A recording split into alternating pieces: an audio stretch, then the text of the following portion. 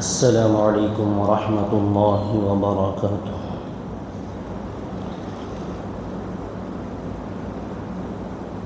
الحمد لله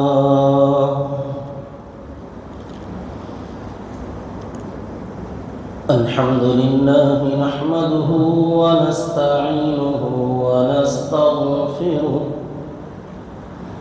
ونستغفره ونؤمن به ونتوكل عليه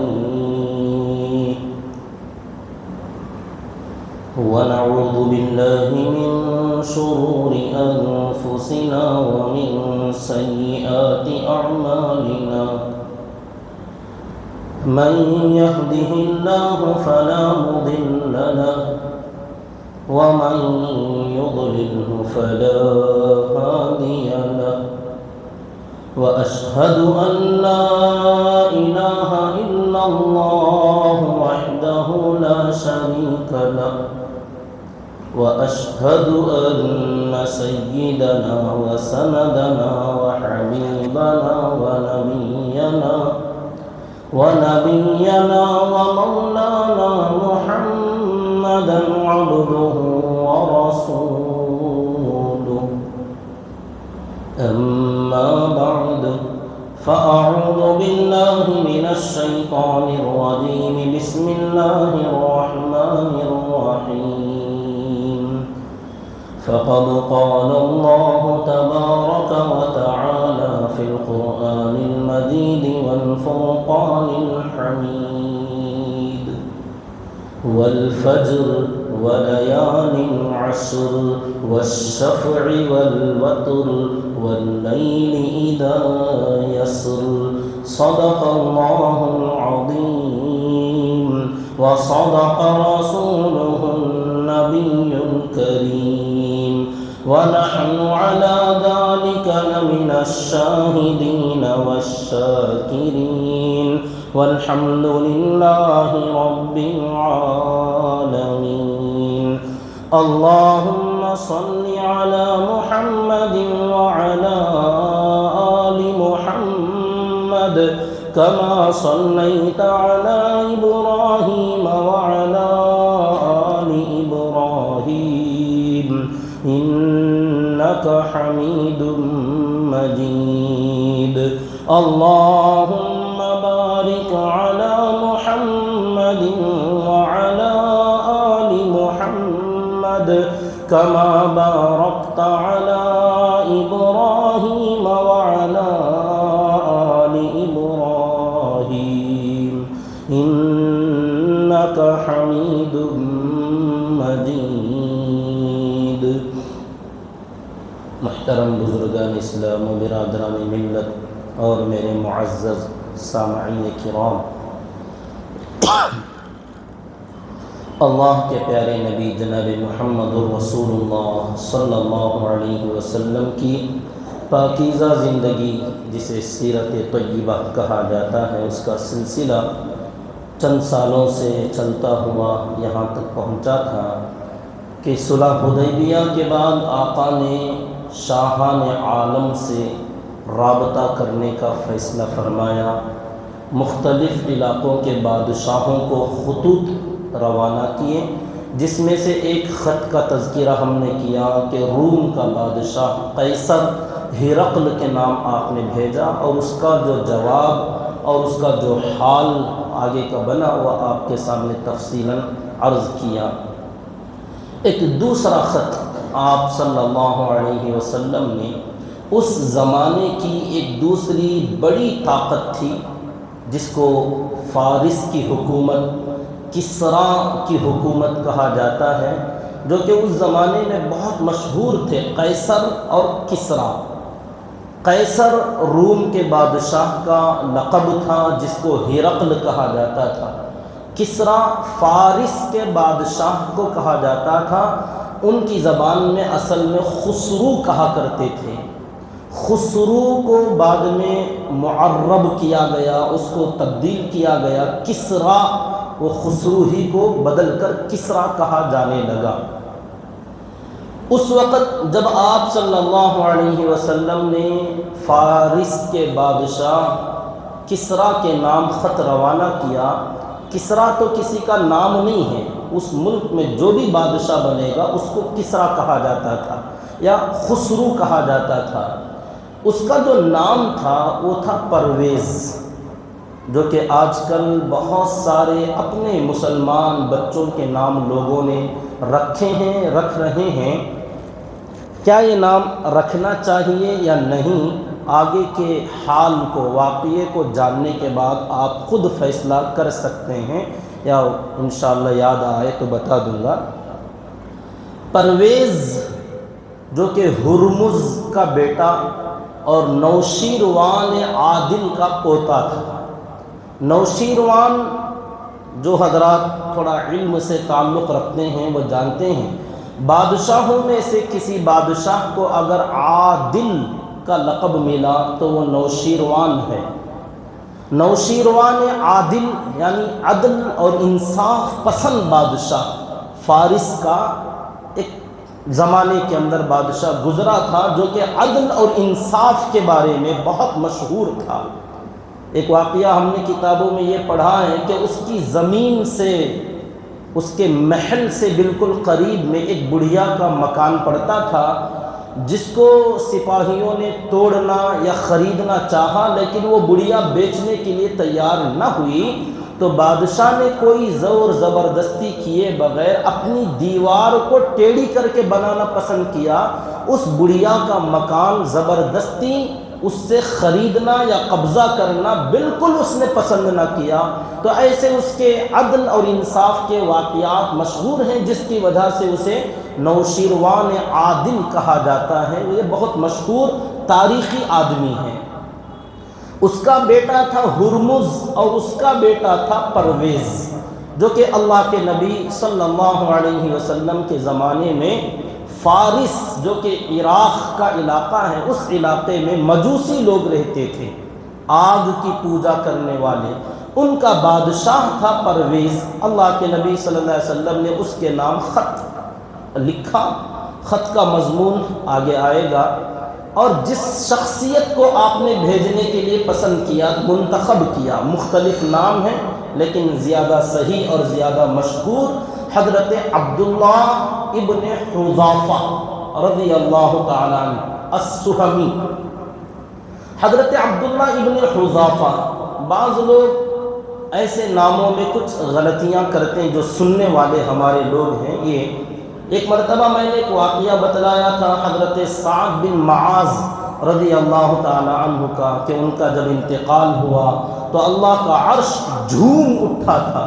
تو ایک صاحب نے فون کر کے پوچھا کہ حضرت معاذ بن جبل رضی اللہ تعالیٰ عنہ کا جب انتقال ہوا تو ایسے ہوا تھا؟ نام تھوڑا کنفیوز کر رہے ہیں آپ حضرات۔ میں نے ان کو بتایا نام صحیح یاد کرنے، سعد بن معاذ الگ ہیں، معاذ بن جبل الگ ہیں رضی اللہ تعالی عنہم۔ یہ معاذ جس واقعے میں ہم نے بیان کیا وہ والد کا نام ہے، اور جن کا یہ واقعہ ہے ان کا نام سعد ہے، سعد بن معاذ۔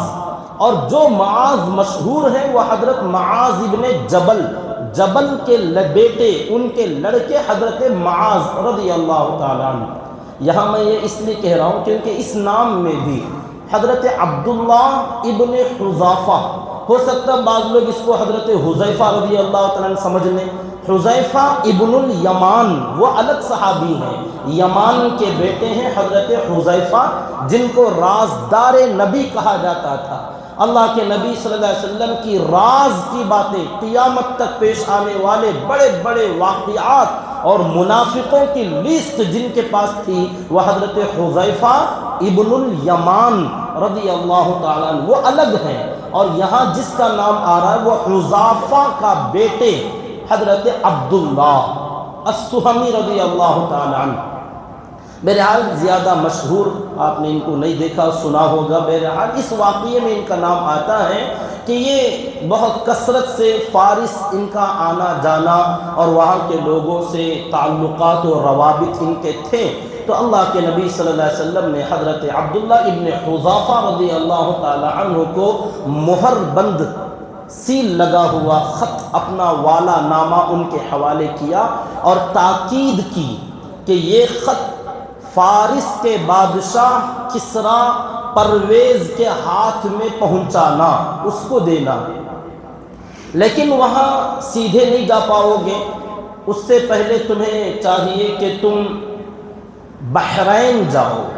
آپ صلی اللہ علیہ وسلم نے فرمایا فارس جانے سے پہلے بحرین جاؤ، اور بحرین کا جو گورنر اور جو حاکم ہے اس سے ملاقات کرو اور اس سے اجازت لو، اور اس سے کہو کہ اللہ کے نبی صلی اللہ علیہ وسلم نے بھیجا ہے، تمہارے بادشاہ پرویز کو ملنا ہے اور اس کو یہ خط دینا ہے۔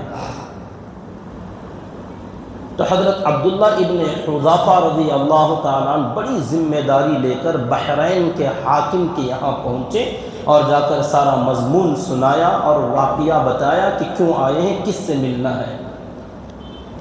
تو بحرین کے حاکم نے حضرت عبداللہ رضی اللہ تعالیٰ عنہ کو ایک روایت میں کہ خود آگے روانہ کیا، فارس جانے کے لیے کہا، یا ایک روایت میں ہے کہ خط لے کر دوسرے کے ہاتھ سے بھیجا۔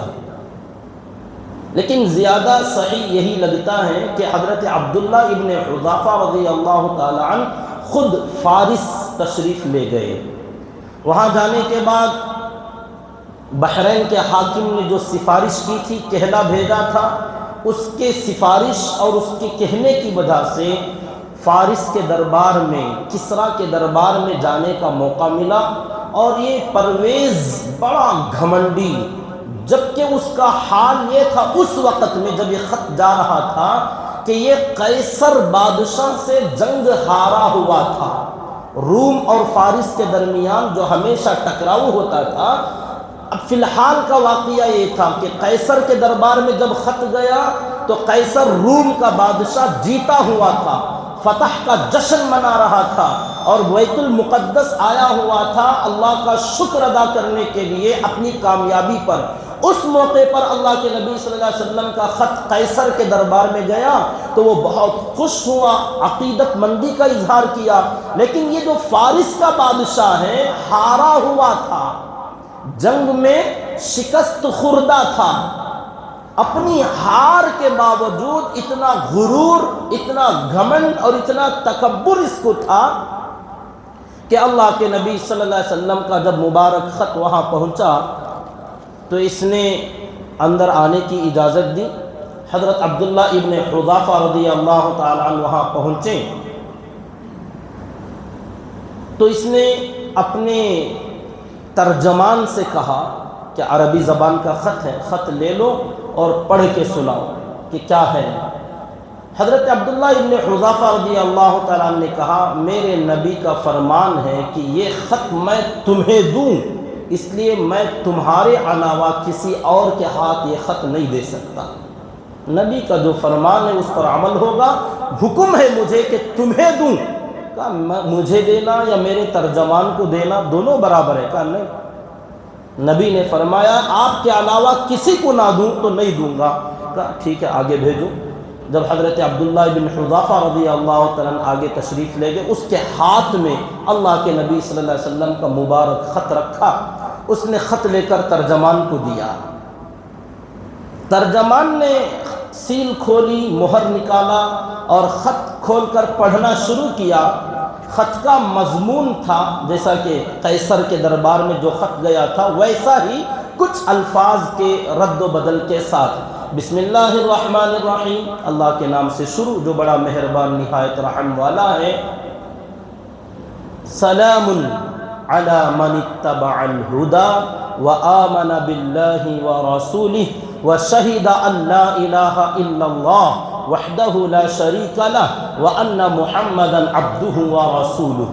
سلام لکھا تھا کہ سلام ہر اس آدمی پر جو ہدایت کی اتباع اور پیروی کرے گا، اور جو ہدایت اور سلامتی کی، اسلام کی اتباع اور پیروی نہیں کرے گا اس کے لیے کوئی سلامتی کا سوال ہی نہیں، اس کے لیے سلام نہیں ہے۔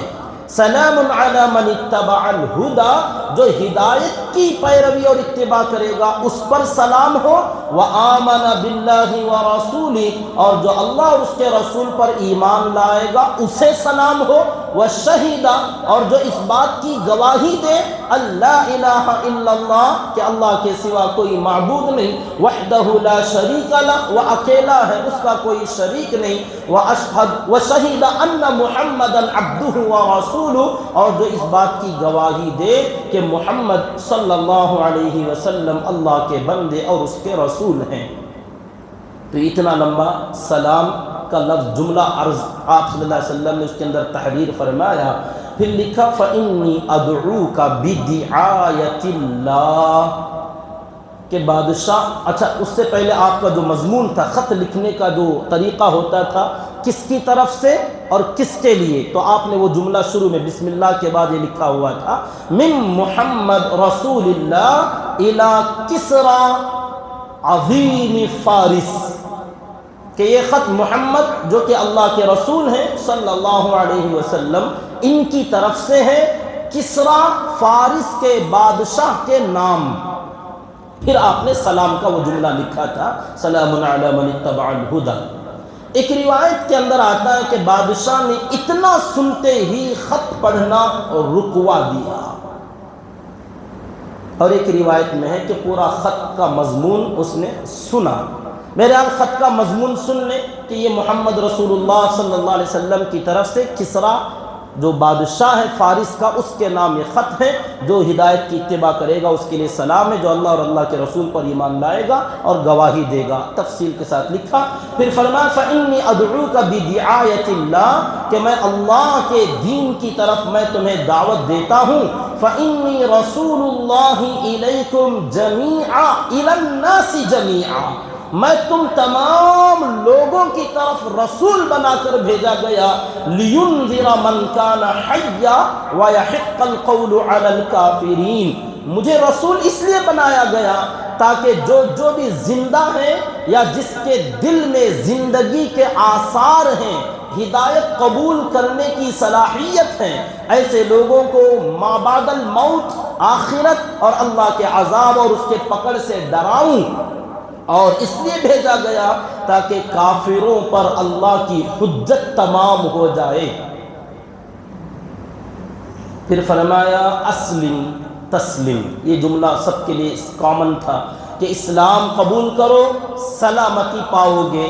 قیصر روم کے لیے بھی آقا نے یہی لکھا تھا اسلم تسلم، لیکن اس کے بعد ایک جملہ تھا یؤتک اللہ اجرک مرتین، کہ قیصر اگر تو اسلام قبول کرے گا تو اللہ تجھے دوگنا اجر دے گا، ایک حضرت عیسیٰ علیہ السلام پر ایمان لانے کا، دوسرا مجھ پر ایمان لانے کا، ڈبل اجر تجھے ملے گا۔ لیکن یہاں فارس کے بادشاہ کو اتنا لکھا اسلم تسلم، ڈبل اجر تجھے نہیں ہے کیونکہ تو آگ کا پجاری ہے، آگ کی پرستش کرنے والا ہے، اسلام قبول کر، اللہ تعالیٰ تجھے سلامتی دنیا میں بھی اور آخرت میں بھی عطا فرمائیں گے۔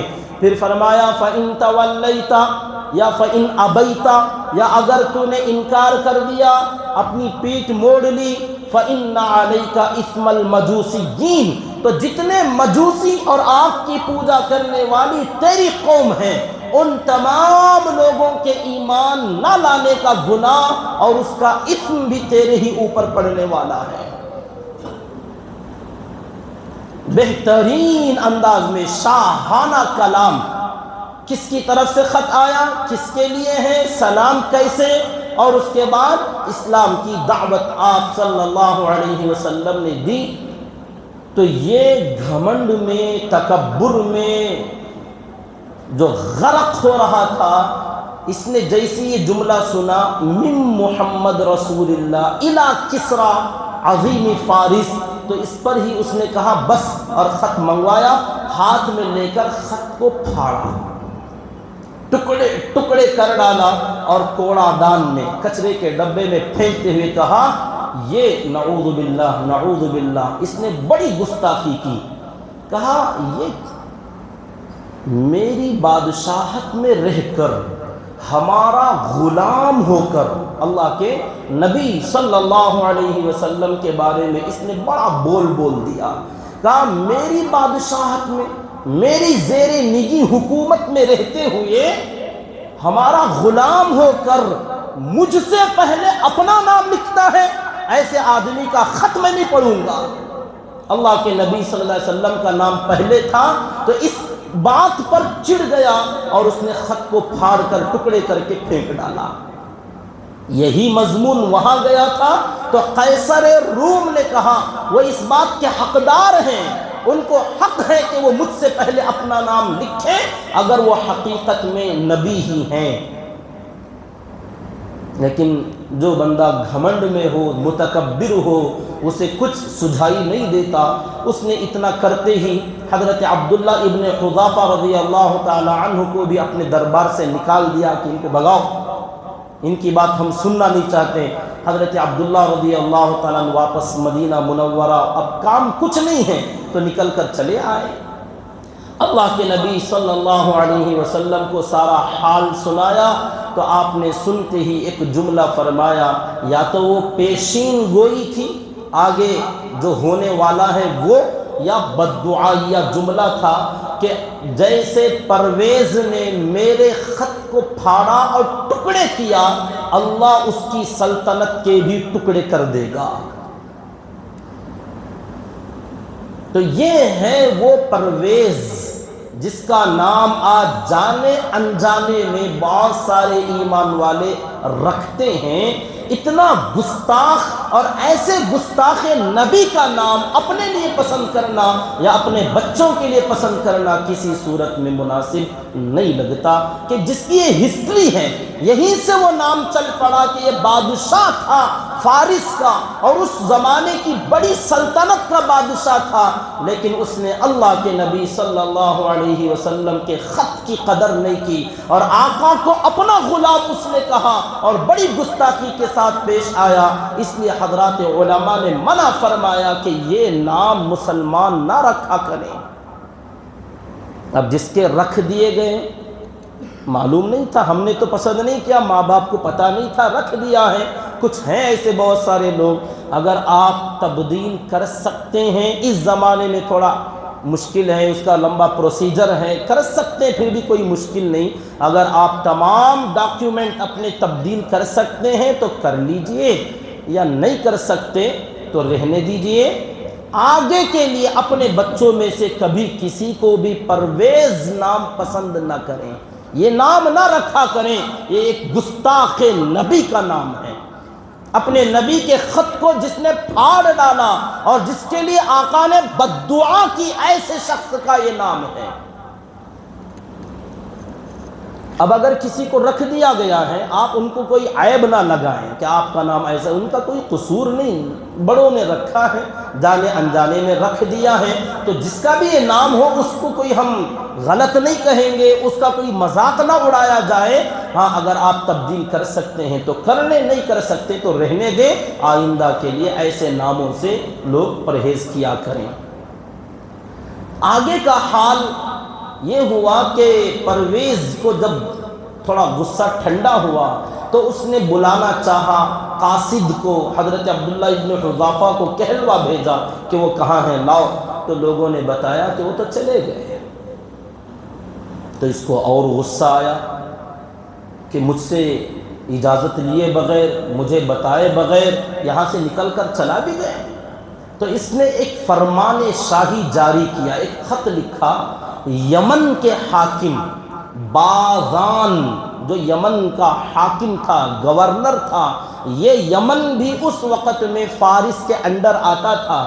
تو یمن کے حاکم باذان کو پرویز بن ہرمز نے خط لکھا کہ یہ جو عرب کے اندر مدعی نبوت، نبی ہونے کا جو دعویٰ کر رہا ہے اور اس کی اتنی ہمت کہ کسریٰ بادشاہ کو اپنا تابع کرنا چاہتا ہے، مجھے دعوت دیتا ہے کہ میں اس کا کلمہ پڑھ لوں، میرا یہ حکم ہے کہ باذان تم فوراً مدینہ بھیجو اپنے دو طاقتور قوی الجثہ ہٹے کٹے دو آدمیوں کو بھیجو، پیغام لکھ کر بھیجو، خط روانہ کرو کہ کہ وہ جو بھی نبی ہیں اپنے آپ کو نبی کہہ رہا ہے وہ غلام بن کر میرے دربار میں آئے، قید کر کر لایا جائے، پکڑ کر لایا جائے، اور بازان اگر تم یہ کام نہیں کرو گے تو میری سزا سے تم بچ نہیں پاؤ گے، تمہارا بہت برا حشر ہونے والا ہے۔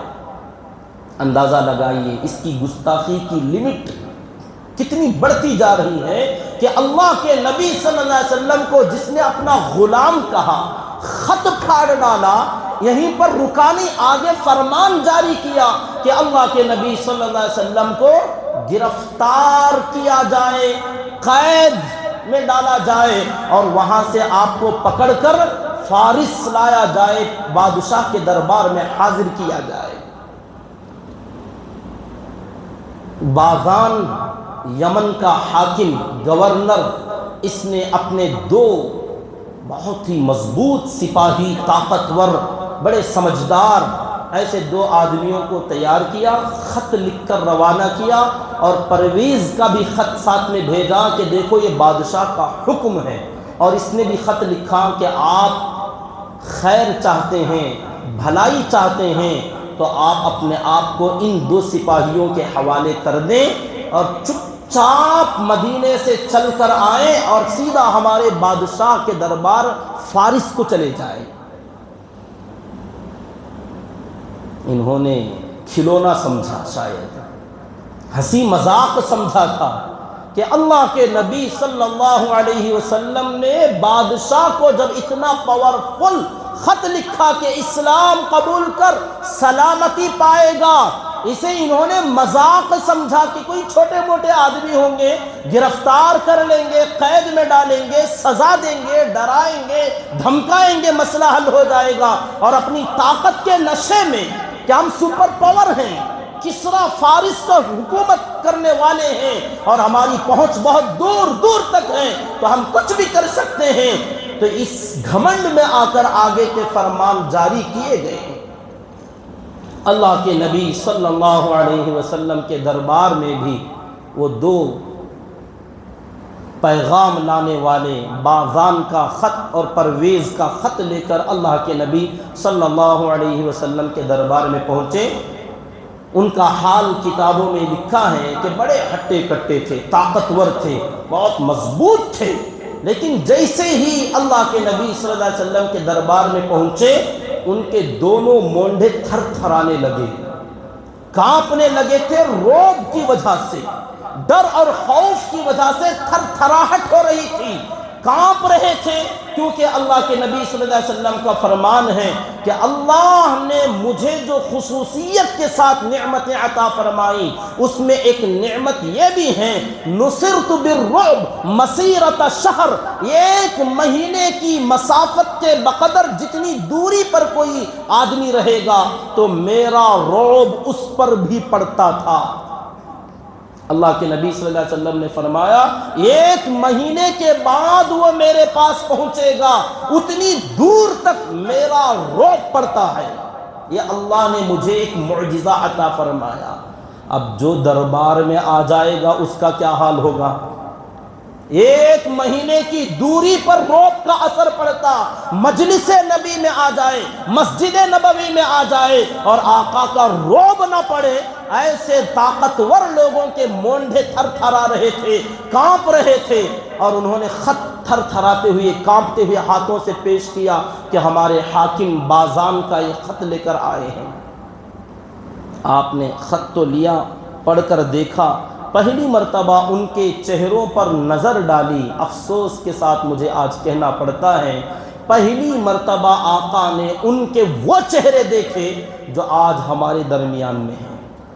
ایسے چہرے آقا نے اس سے پہلے کبھی کسی کے بھی نہیں دیکھے تھے۔ کیا چہرے تھے ان کے؟ ایک دم صفا چٹ داڑھی نہیں اور مونچھیں بڑی بڑی مونچھیں تھیں، جو کہ آج فیشن یا بہت زیادہ شوق جس کو لوگ بنائے ہوئے ہیں کہ بہت زیادہ سمارٹ بن رہے ہیں، تو اللہ کے نبی صلی اللہ علیہ وسلم نے ان کے چہرے دیکھ کر نظریں جھکا لیں۔ صحابہ کہتے ہیں آقا کو ان کے چہرے دیکھنا پسند نہیں آ رہا تھا، اچھا نہیں لگ رہا تھا کہ جن کے چہروں پر سے داڑیاں اتری ہوئی ہو، صاف منڈوا دیا گیا ہو، آقا نے ان کے چہروں کو دیکھنا گوارا نہ کیا، پسند نہ کیا۔ نیچی نظریں کرتے ہوئے آقا نے پوچھا، بڑا عجیب سوال تھا، کہ تمہیں اپنے چہروں کو اتنا بگاڑنے کا حکم کس نے دیا؟ جس کو آج تم ہنر سمجھ رہے ہو، جس کو آج تم فیشن سمجھ رہے ہو، آقا نے اس کو بگاڑ کہا۔ تمہیں اپنے چہرے اتنا بگاڑنے کا حکم کس نے دیا؟ افسوس، کیا کہیں، عیب کا نام لوگوں نے کمال رکھ لیا، نقص کو کمال کہہ لیا، بدصورتی کو خوبصورتی کا نام دے دیا گیا۔ آپ بتائیے اس داڑھی میں کوئی عیب نظر آتا ہے؟ کوئی بدصورتی ہمارے چہرے میں آپ کو لگتی ہے کہ داڑھی کی وجہ سے آدمی کا چہرہ بگڑتا ہو؟ ہاں، آقا نے اس کے بالمقابل فرمایا، داڑھی کی صفائی جس کے چہرے سے ہو جائے وہ عیب دار چہرہ، بدصورت چہرہ ہے۔ اللہ تعالیٰ نے فرشتوں کی ایک مخلوق جو بنائی، 7 آسمانوں میں سے ایک آسمان، غالباً 7ویں آسمان کے، پکا یاد نہیں، معراج کے واقعے میں نے پڑھا تھا، ایک آسمان کے فرشتوں کی مخصوص تسبیح ہیں۔ وہ فرشتے اللہ کی حمد و ثنا اور تسبیح انداز میں بیان کرتے ہیں، سبحان الذی زین الرجال باللحی والنساء بالذوائب۔ بڑے قدرت والا ہے وہ اللہ، ہر عیب سے پاک ہے وہ رب، جس نے مردوں کو داڑھیوں سے خوبصورتی عطا فرمائی اور عورتوں کو چوٹیوں کے ذریعے سے۔ اللہ تعالیٰ نے ایک ایک صنف کو کچھ خصوصیات عطا فرما کر، عورتوں کے لیے بھی اللہ نے بال پسند کیے، لیکن ان کو پیچھے کی طرف اور مردوں کو آگے کی طرف۔ ہمیں یہ تو سمجھ میں آیا کہ عورتوں کے بال حسن، خوبصورتی کو بڑھانے والے ہیں، اور لمبی لمبی چوٹیاں ہونا، گیسو دراز ہونا، بل کھاتے ہوئے بال کا ہونا، لٹوں کا ہونا عورت کی حسن اور خوبصورتی کو بڑھاتا ہے۔ لیکن ہم نے اسے کیوں قبول نہ کیا کہ مرد کے چہرے پر بھی داڑھی کا ہونا خوبصورتی کو بڑھاتا ہے؟ یہ اللہ تعالیٰ کی طرف سے قدرتی انتظام ہے، آپ اس سے بھاگ نہیں سکو گے۔ جتنا بھاگو گے، روز شیو کرو، لیکن داڑھی بھی بڑی ضدی، بڑی ہٹ دھرم، کہتی ہے تو لاکھ کوشش کر، میں مرد ہی کے چہرے پر آؤں گی، اور وہ بتانا چاہتی ہے کہ تو عورت نہیں مرد ہے، یہ کہتا نہیں میں عورت ہوں۔ تو قدرت سے بھاگنا چاہتا ہے، قدرت سے بھاگ نہیں پاؤ گے۔ جیسے عورت کے چہرے پر آپ نے کبھی نہیں دیکھا ہوگا کہ داڑھی نکل آئی، الا ماشاءاللہ اکا دکا ہوتے ہیں، جیسے مردوں میں سے بھی اکا دکا ہوتے ہیں جن کو داڑھی نہیں آتی۔ وہ عیب ہے، وہ عیب ہے، وہ بیماری ہے، وہ بال کا نہ اگنا، چہرے پر داڑھی کا نمودار نہ ہونا ایک عیب ہے، وہ نقص ہے، وہ بیماری ہے، وہ کمزوری ہے۔ جیسے عورت کے سر پر لمبے بال کا نہ آنا عیب ہے، بیماری ہے، جس کی وجہ سے بال لمبے نہیں اگے یا اگے تھے جھڑ گئے، تو ایسے ہی مردوں میں سے کسی کے چہرے پر داڑھی بالکل پیدائشی طور پر نہیں آئی، کچھ ایسے ہوتے ہیں تو وہ عیب ہے۔ ایسے ہی بعض عورتیں، ان کو بھی پیدائشی طور پر، قدرتی طور پر داڑھی نہیں آتی، لیکن جب سے یہ بیوٹی پارلر اور وہ طرح طرح کی خرافات نکلی، تب سے وہ بال کڑاتے کڑاتے اتنی آگے بڑھ گئیں کہ اب ان کو بھی داڑھی آنے لگ گئی۔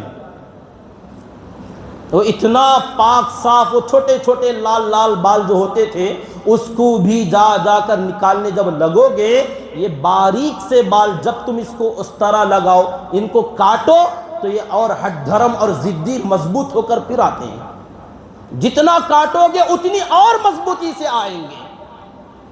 میرے حال میرے دوستوں اور بزرگوں، فرشتوں کی یہ تسبیح ہے جو اللہ کی تسبیح حمد اور ثنا یوں بیان کرتے ہیں، سبحان من، بڑی قدرت والا ہے وہ اللہ، زین الرجال باللحی، جس اللہ نے مردوں کو داڑھیوں سے خوبصورت بنایا، داڑھی کے ذریعے سے زینت بخشی، والنساء بالذوائب، اور عورتوں کو چوٹیوں اور ان کے سر کے لٹوں کے ذریعے سے خوبصورتی بخشی، تو ان کی خوبصورتی اس میں ہے اور مردوں کی خوبصورتی اس میں ہے۔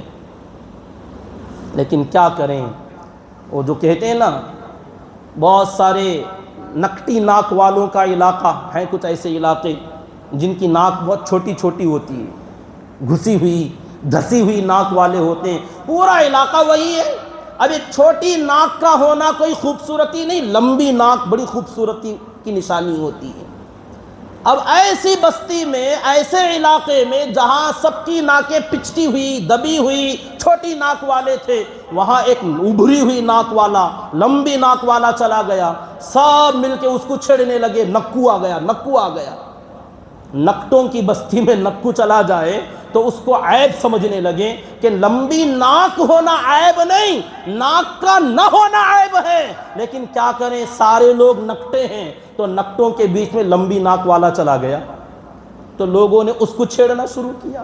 آج یہی حال ہے، بغیر داڑھی والوں کے بیچ میں ایک داڑھی والا آ جائے تو لوگ چھیڑنے لگتے ہیں۔ یہ عیب تمہارا ہے، سوچ تمہاری بدلی ہے، غلط رویے پر تم ہو، غلط راستے پر تم ہو۔ داڑھی کا رکھنا عیب نہیں ہے، یہ شروع زمانے سے فطرت خداوندی ہے۔ یہ مسلمانوں کی پہچان نہیں تھی، بلکہ یہ تو مرد ہونے کی پہچان تھی۔ داڑھی مسلمان کی پہچان نہیں تھی، مرد ہونے کی پہچان، اور اس زمانے میں مسلمان ہونے کی پہچان بنی ہے، کیونکہ ماحول بدلا ہوا ہے، زمانہ بدلا ہوا، حالات بدلے ہوئے ہیں۔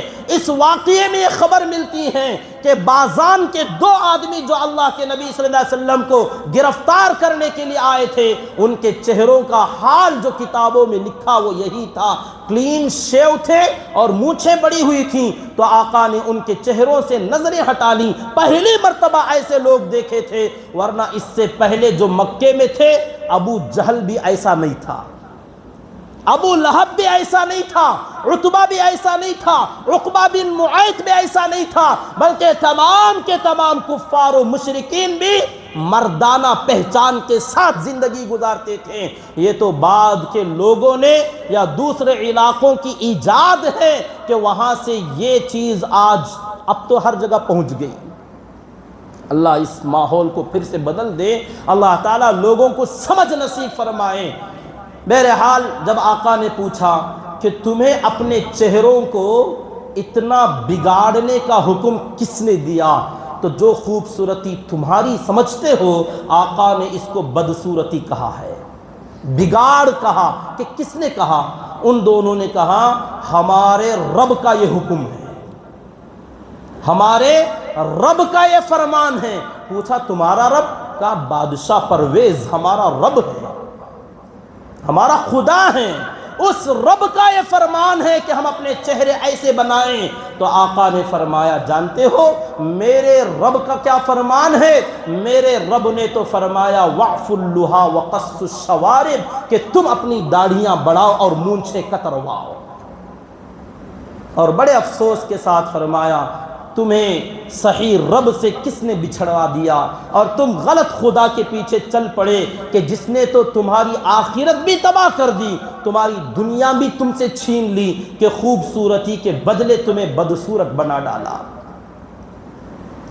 پھر ان دونوں نے کہا ہم ایک مقصد کے ساتھ آئے ہیں، آپ کو لے چلنا ہے، بادشاہ کا حکم ہے، ہم پابند ہیں، ہر حال میں آپ کو یہاں سے لے جائیں گے، تو آپ ہمارے ساتھ چلیے۔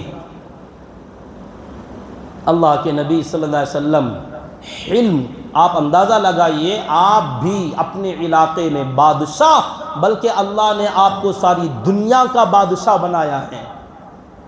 انی رسول اللہ علیکم جمیعا، تمام انسانیت کے نبی اور رسول، رحمت للعالمین، اور اس نبی سے کہا جا رہا ہے کہ ہمارا بادشاہ آپ کو گرفتار کرنے کا حکم دے رہا ہے، آپ ہمارے ساتھ قیدی بن کر چلیے۔ آپ کیا نہیں کر سکتے تھے، ان کے ساتھ کیا معاملہ کر سکتے تھے، لیکن وہ قاصد تھے، پیغام لانے والے تھے، اور قاصد اور پیغام لانے والوں کے ساتھ ایسا برتاؤ، کوئی بھی بدتر سلوک نہیں کیا جاتا تھا، یہ بالکل ناجائز اور حرام تھا۔ آقا نے فرمایا تمہارا جواب میں کل دوں گا، ایک دن تم ہمارے یہاں ٹھہر جاؤ، ہمارے مہمان بنو اور یہاں رہو، کل مجھ سے ملاقات کرنا، کل بتا دوں گا میرا جواب کیا ہے۔ اور صحابہ کو حکم دیا کہ انہیں اپنے پاس مہمان بنا کے رکھو، ان کی خدمت کرو، ان کا خیال رکھو۔ حضرات صحابہ کرام کی جو کہ عادت تھی کہ ہر آنے والا، چاہے وہ اپنا ہو یا پرایا، ماننے والا ہو یا نہ ماننے والا، محبت کے ساتھ آیا ہو یا عداوت کے ساتھ، اور یہ تو اتنے بڑے بدتر لوگ تھے کہ آقا کو گرفتار کرنے آئے ہیں۔ سوچئے ان کے ساتھ کوئی رواداری، کوئی حسن سلوک، کوئی کھلانا پلانا ان کے ساتھ کر سکتا ہے؟ مگر حضرات صحابہ کی جان نثاری پر قربان کہ انہیں تو اپنے گیسٹ کی طرح، اپنے مہمان کی طرح لے گئے، اور بہترین سے بہترین ان کے رہنے کا انتظام، کھانے پینے کا انتظام، ان کے آرام کا انتظام کیا، اور اگلے دن تک کسی نے انہیں کچھ نہیں کہا۔ وہ خود حیران و پریشان کہ ہم تو ان کے نبی کو پکڑ کر لے جانے آئے، اور یہ لوگ ہمیں نہ مارے نہ ہمیں کچھ برا بھلا کہیں، بلکہ اپنے دوست اور یار کی طرح ہم سے پیش آ رہے ہیں۔ ایک دن کی مہمان نوازی کے بعد اللہ کے نبی صلی اللہ علیہ وسلم نے ان دونوں کو اپنے دربار میں بلایا اور کہا تم مجھے کہاں لے جانے والے ہو؟ کہا ہمارے خدا، ہمارے بادشاہ، فارس کے عظیم فارس پرویز کے دربار میں ہم لے جانا چاہتے ہیں آپ کو۔ تو آقا نے فرمایا تمہیں کچھ پتہ بھی ہے؟ کہا کیا؟ تمہارے خدا کو کل رات میرے خدا نے مار دیا۔ کہا آپ بہت بڑی بات بول رہے ہیں۔ کہا تمہیں یقین نہیں ہے تو جاؤ حالات کی خبر لو، پیغام منگواؤ۔ میں نے وقت بتا دیا، کل رات 10 جمادی الاول کی رات تھی، منگل اگلا دن تھا، تو پیر کی رات جسے کہتے ہیں منگل کی رات، پہلے رات ہے آگے منگل دن ہے، تو آپ نے وقت تاریخ دن کے ساتھ بتایا کہ 10 تاریخ جمادی الاول کا مہینہ 7 ہجری کا سال تھا، سن 7 ہجری، منگل کی رات، اس رات میں تمہارے خدا کا قتل ہو چکا ہے، مر گیا ہے۔ کہا آپ کو کیسے پتا؟ یہ تو بہت دور سے خبر آنے والی، اور کل رات میں جو ہو گیا وہ آپ بتا رہے۔ کہا جاؤ پہلے خبر تو لو، جس کے دربار میں مجھے لے جانا چاہتے ہو وہ قبر کے گڑھے میں سویا ہوا ہے، مر چکا ہے، اور تم اپنے حاکم، یمن کے بادشاہ، گورنر بازان کے پاس جاؤ اور اس سے کہنا اس خبر کی تصدیق کرائے، وقت کے ساتھ، دن کے ساتھ، رات میں فلاں تاریخ کو اس کے محل میں اس کا قتل ہوا، اور کس نے قتل کیا تحقیق کرواؤ، پتہ چلے گا، اگر خبر جھوٹی نکلی تو آ جانا۔ اور پھر فرمایا آگے جو بھی تمہارا بادشاہ بنے گا اس بادشاہ کو میرا پیغام پہنچا دینا کہ آج جہاں تمہاری سلطنت ہے وہاں میری سلطنت قائم ہو کر رہے گی، اور کہہ دینا جہاں جہاں تک تمہاری حکومت ہے وہاں تک میری حکومت قائم ہوگی، اور آگے کہہ دینا کہ جہاں تک اونٹ اور گھوڑوں کے پاؤں جا سکتے ہیں وہاں تک میری حکومت قائم ہو کر رہے گی۔ یہ شاہانہ کلام ہے، شاہانہ جملے ہیں۔ بادشاہوں سے جب بات کیا جائے تو وہاں عاجزی نہیں چلے گی، وہاں ان کے شان کے مطابق شاہانہ انداز میں کہا جائے گا۔ آقا نے یہ جملے کہلوا بھیجے تو ان دونوں نے کہا آپ بڑی باتیں بول رہے ہیں۔ کہا اس سے بھی بڑی بڑی باتیں ہیں، پہلے جاؤ تو صحیح۔ وہ دونوں وہاں سے نکلے اور یمن پہنچے اور اپنے حاکم بازان کے پاس گئے۔ اس نے پوچھا کیا ہوا، نہیں لائے؟ کہا لاتے کہاں سے؟ انہوں نے تو کہا کہ ہمارا خدا، ہمارا بادشاہ پرویز مر گیا۔ کہا کیسے معلوم ہوا؟ یہ تو بہت بڑی خبر ہے۔ کہا آپ تحقیق تو کروائیے، پوچھ تو لیجئے، ہمیں بھی حیرانی ہے، ہمیں تعجب ہے کہ وہ وہاں بیٹھ کر یہاں کی خبر کیسے دے رہے ہیں۔ اور تحقیق کروایا گیا، انہوں نے اپنا قاصد بھیجا، قاصد کے جانے سے پہلے فارس کا ایک قاصد یہاں آیا اور خط پہنچا یمن کے حاکم بازان کے دربار میں، اور خط تھا پرویز کا بیٹا شیرویہ جو اس کا بیٹا تھا، اس نے خط لکھا تھا بازان کے نام سے، اور اس میں یہ لکھا تھا کہ بازان، میرا باپ پرویز بڑا ضدی، بڑا گھمنڈی، بڑا متکبر تھا، اس کی وجہ سے حکومت کے بڑے بڑے لوگ پریشان تھے، جس کی وجہ سے میں خود بھی پریشان تھا۔ فلاں رات فلاں تاریخ کو میں نے ہی اپنے باپ کا گلا کاٹ ڈالا۔ باپ کا گلا بیٹے نے، شیرویہ پرویز کا بیٹا تھا، اور اس نے اپنے باپ کا گلا ریت ڈالا، قتل کر ڈالا، اور اس کے بعد لکھا آج سے میں حاکم ہوں، کسرا میں ہوں، شیرویہ کی حکومت ہے، آگے جو بھی کرو گے میرے فرمودات کے مطابق کرو گے۔ پھر اس نے لکھا وہ جو عرب کے نبی کے بارے میں میرے باپ کا جو فرمان تھا، تا حکم صدور ثانی تم آگے کوئی قدم نہیں اٹھاؤ گے جب تک کہ میری طرف سے کوئی دوسرا حکم نہ آ جائے، اس حکم کو چھوڑ دو، میرے باپ کی بات نہ مانو، اس پر کوئی پیش قدمی مت کرنا، وہ جو ہے رہنے دو، بس اس معاملے کو ختم کرو، آگے میری سلطنت۔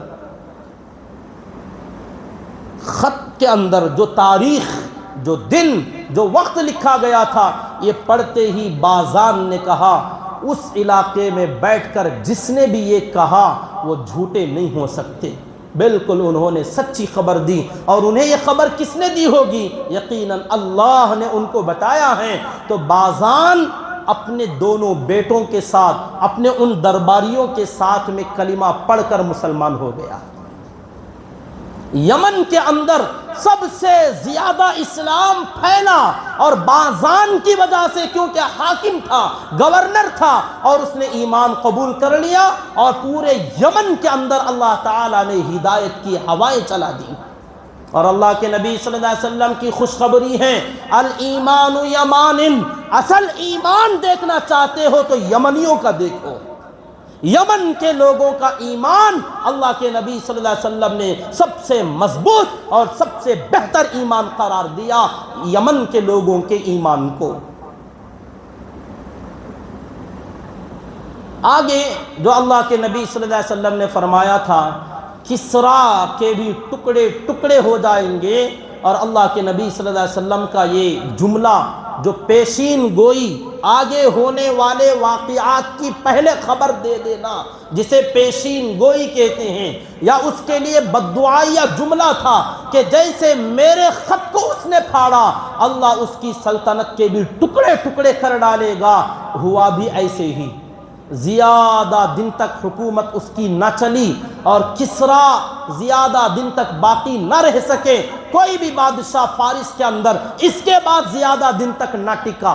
بڑا مزیدار ایک اسی کو کہتے ہیں تدبیر کند بندہ تقدیر کند خندہ، یہ فارسی مقولہ ہے، کہاوت ہے۔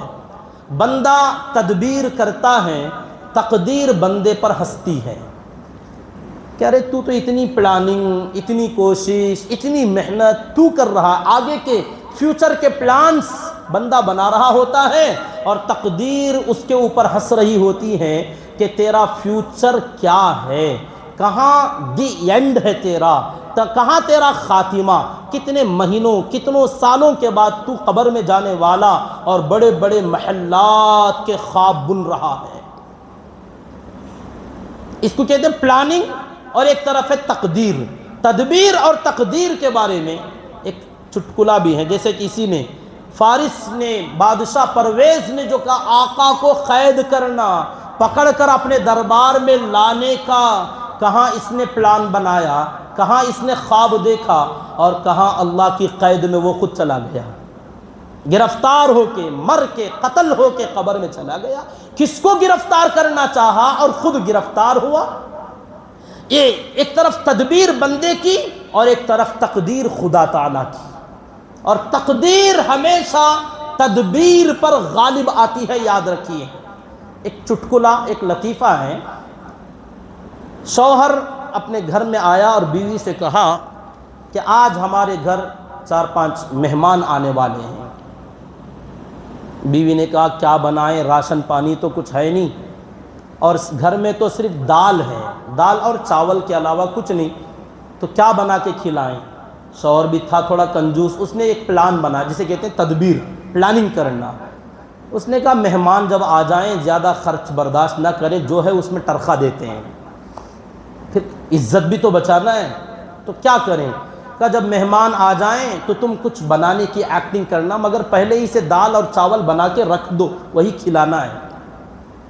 مگر عزت بچانے کے لیے کہ تم کچھ پکاتے کی ایکٹنگ کرتے ہوئے ایک پتیلی، ایک شتل جو ہم کہتے ہیں برتن، اوپر سے نیچے گرا دینا، میں پوچھوں گا کیا ہوا، کیا گرا، تو تم کہنا اجی خرمے کی شتل گر گئی۔ پھر تھوڑی دیر کے بعد ایک اور پتیلی لڑکا دینا، میں پوچھوں گا اب کیا گرا، تو کہنا افسوس بریانی بھی لڑک گئی۔ تو میں کہوں گا دال چاول ہی کھلا دو، اب کیا کریں، مجبور، اب پکاتے ہوئے بہت تاخیر ہو جائے گی، جو ہے وہ کھلا دیتے ہیں۔ کہا اچھا پلان ہے، تدبیر، پلاننگ۔ اب جب مہمان آئے، سچ میں اس نے بات چیت شروع کیا، بات کرتے ہوئے بیٹھے، پلان کے مطابق یا جو بھی تھا، اندر سے ایک شتل کے گرنے کی آواز آئی۔ اس نے پوچھا کیا ہوا؟ بیوی نے کہا ارے منحوس، تیری وہ دال کی شتل ہی گر گئی، جو کھلانا چاہ رہا تھا نا وہ سچ میں لڑک گئی۔ خرمے کی شتل، بریانی کی شتل تو چھوڑ، جو دال کی شتل تھی نا وہی پلٹ گئی۔ اندر آ کے دیکھا تو جو کھلانا تھا وہ بھی لڑک چکی، اب خرچہ پھر برداشت کرنا پڑا۔ تدبیر، بندے کی پلاننگ ایک طرف، تقدیر اللہ تعالیٰ کے فیصلے ایک طرف، اور تدبیر پر ہمیشہ تقدیر غالب آتی، یاد رکھیے۔ پلاننگ بندے کی اتنی نہیں چلتی جو اللہ کی پلاننگ چلتی، تقدیر اس کا نام ہے۔ تو یہاں پرویز نے اللہ کے نبی صلی اللہ علیہ وسلم کو قید کرنا چاہا، مگر اللہ تعالیٰ کی تقدیر میں، فیصلے میں تھا کہ اس کا آخری وقت آ چکا۔ اور جس بندے نے، شیرویہ بیٹے نے جو حکومت قائم کی، اس کی بھی حکومت زیادہ دن تک نہیں چلی، 6 مہینے کے بعد یہ بھی مر گیا۔ بیٹا تھا، نوجوان تھا، کیسے مرا؟ بڑا انٹرسٹنگ، بڑا مزیدار واقعہ ہے، کہتے ہیں لمبا نہیں، مختصر ہی ہیں۔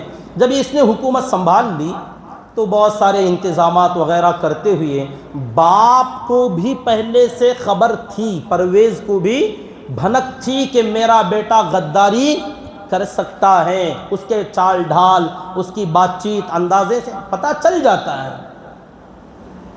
کیونکہ یہ جو حکومتیں ہوتی ہیں نا، کرسیاں، بڑے بننے کے جو نشے ہوتے ہیں، ایسے تمام کرسی اور عہدے والے لوگ بانج ہوتے ہیں، یاد رکھیے، بانج، بے اولاد۔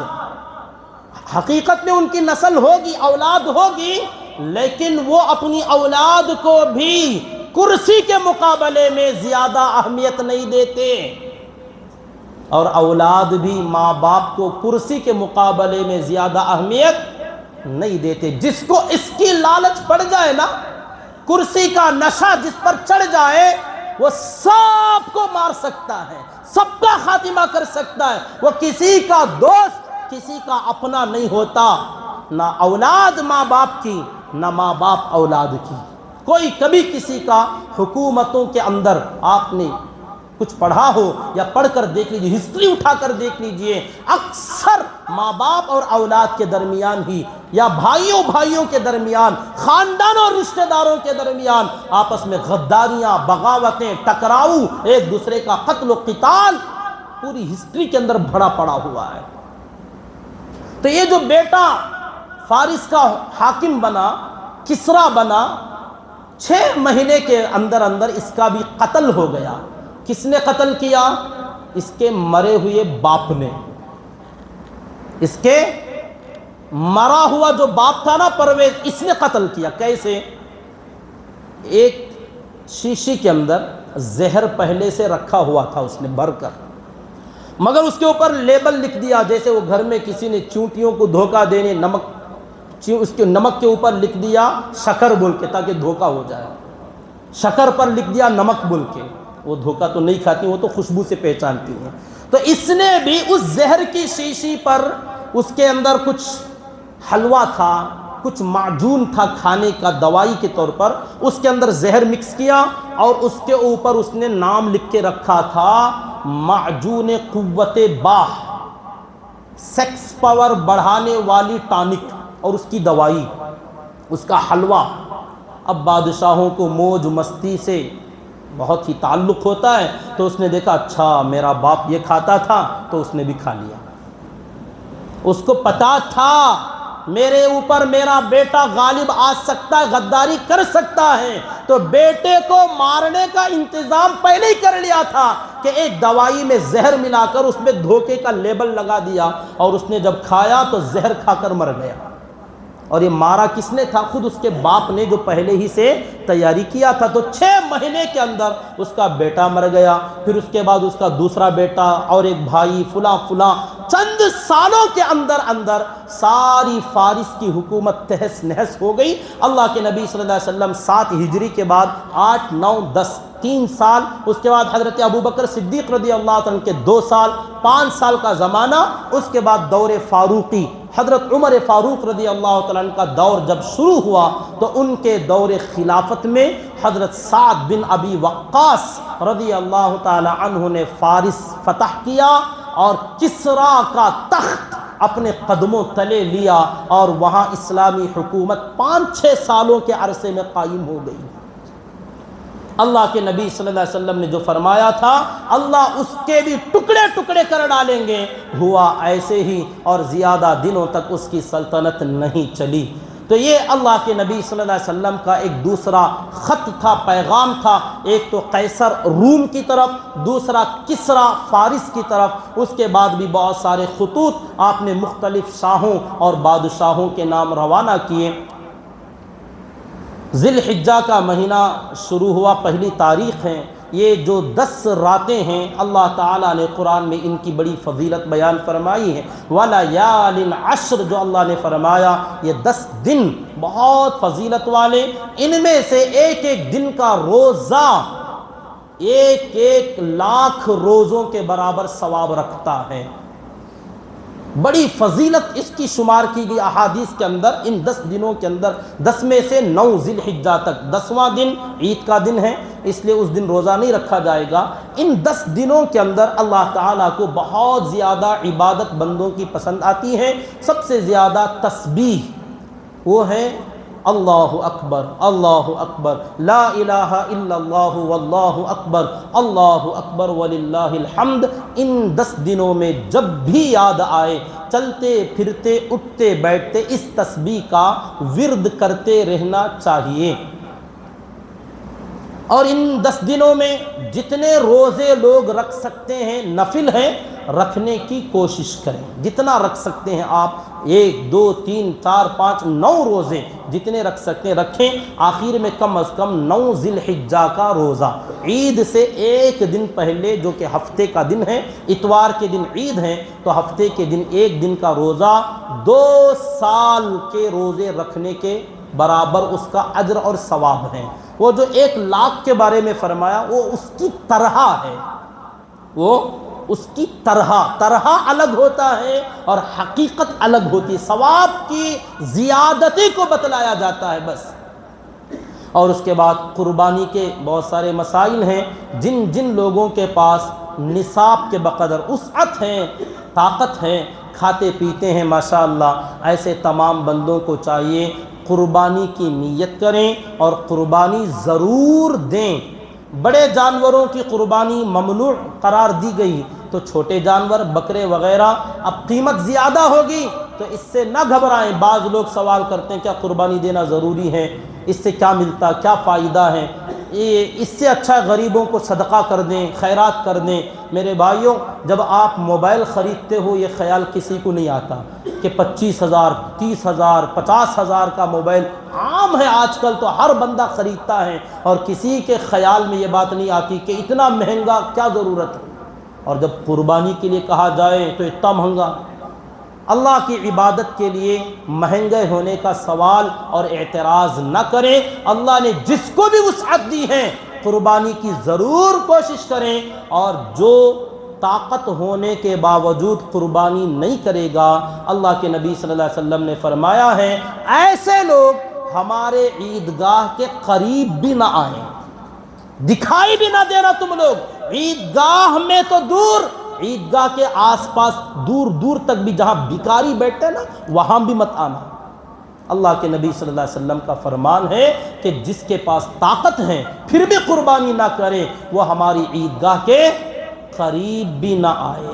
اللہ تعالیٰ سے دعا کریں کہ اللہ رب العزت ہم تمام کو اللہ کی رضا جوئی کے لیے، اللہ کو خوش کرنے کے ارادے سے، اخلاص نیت کے ساتھ اللہ کے اس اہم فریضہ قربانی والے عمل کو ادا کرنے کی تمام کو توفیق عطا فرمائے۔ آمین۔ وآخر دعوانا ان الحمد للہ رب العالمین۔ آپ حضرات سے گزارش ہے جاتے ہوئے مسجد کے اخراجات کے لیے، ضروریات کے لیے خوب دل کھول کر تعاون کرتے ہوئے جائیں۔ جو حضرات سنت نہیں پڑھیں وہ سنت پڑھ لیجیے۔